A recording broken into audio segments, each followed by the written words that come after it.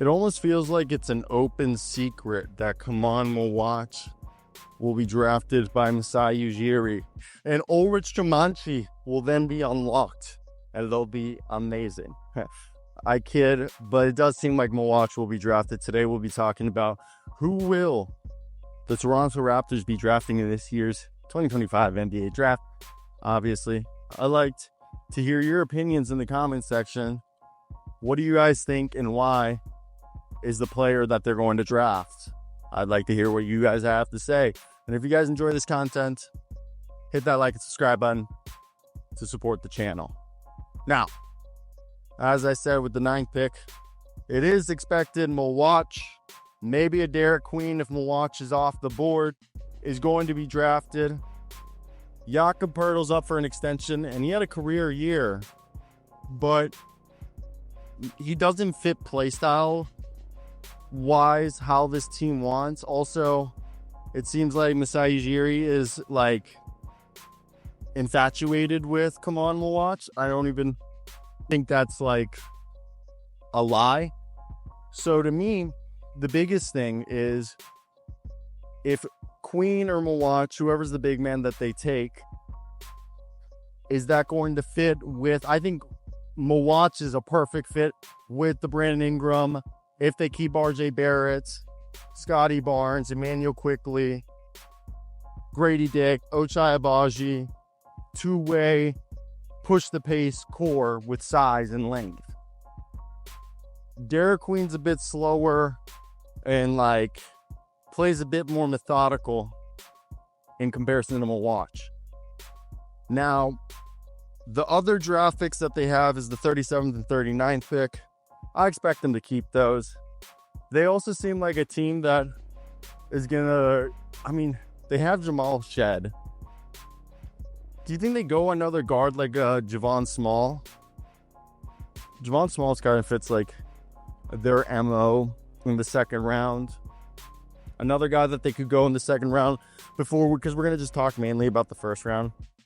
Just to give you guys some names to keep an eye out for. Because what does this team need positional wise?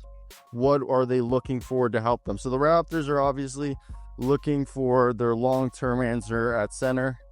The expectation is Jakob Poeltl will either sign an extension and be traded, or won't sign an extension and be traded to a team that will sign him to an extension. They're obviously going to like a rim protector with size, rim running, athleticism, and good defensive instincts, especially as we mentioned, Jakob Poeltl's future being so uncertain. Now, to me, the biggest question is trying to figure out what kind of team they're going to be next year. Are they going to be playoff? Are they going to be competitive? That's seemingly the expectation. And if that's the case, I think another guy in the second round they could look at is Jameer Watkins, who's a two-way impact player, who's, an older prospect coming out of Florida State. He's going to be able to play the 2 or the 3, maybe even some small ball 4. Think kind of like Torrey Craig. Jean Tunje is kind of like Bryce Sensabaugh. Maybe not as thick, but similar game, like 6'5" wing.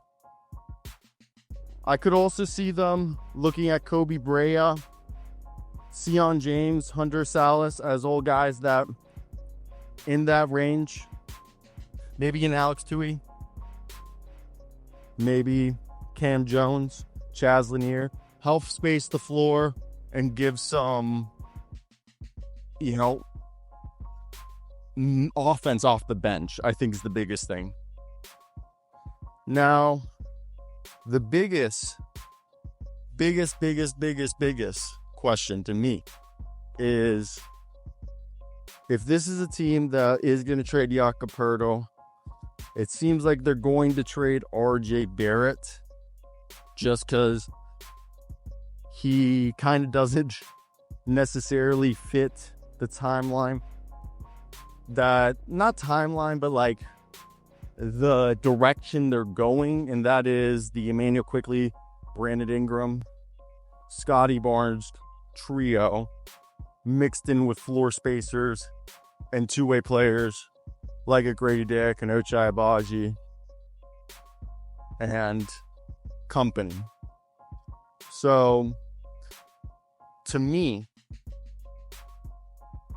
I think if you're looking at Milwaukee or Queen, I really think Queen would slow them down. And if Milwaukee is taken and Queen is there, guys, I wouldn't be surprised if they just trade back and take a guy like RJ Barrett or an Asa Newell, because those guys, Newell's a little stiffer than Claxton, but similar type big, while RJ Barrett is a lankier Onyeka Okongwu, and he would be able to help this team out day one.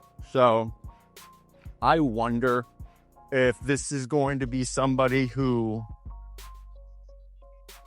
or a team, that if their guy isn't there, they're not going to just take somebody for the sake of taking somebody, but instead they go ahead and they draft, or they trade back to draft the guy that fills their positional need without reaching for the sake of reaching and filling a gap. That's kind of how I view this, especially if you look at a team like the Raptors that statistically, they were a team that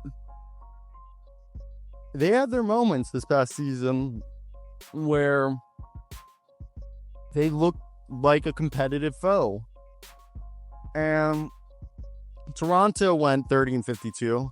Like, they are within arm's reach of becoming a playoff team. And I think the biggest part is that Scottie Barnes, 19 points, 21 from RJ Barrett, 17 quickly.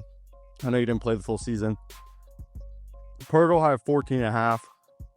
But as a unit, this is a team that was eighth worst in points per game. They were actually the 10th best in rebounding.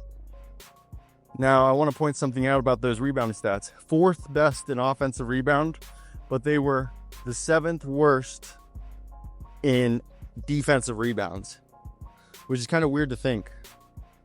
And having a guy like Milwaukee, RJ Barrett is going to really help them, especially turn their transition offense into a weapon if they can start controlling those defensive boards. So that's another big thing to me, is that, like, getting a guy like Milwaukee or a Barrett or Newell. Now, if those guys are gone, it becomes a little harder to think who's going to be the player you target as. I mean, Kalkbrenner could help you out. He's better than Colin Castleton. So, let me hear your thoughts.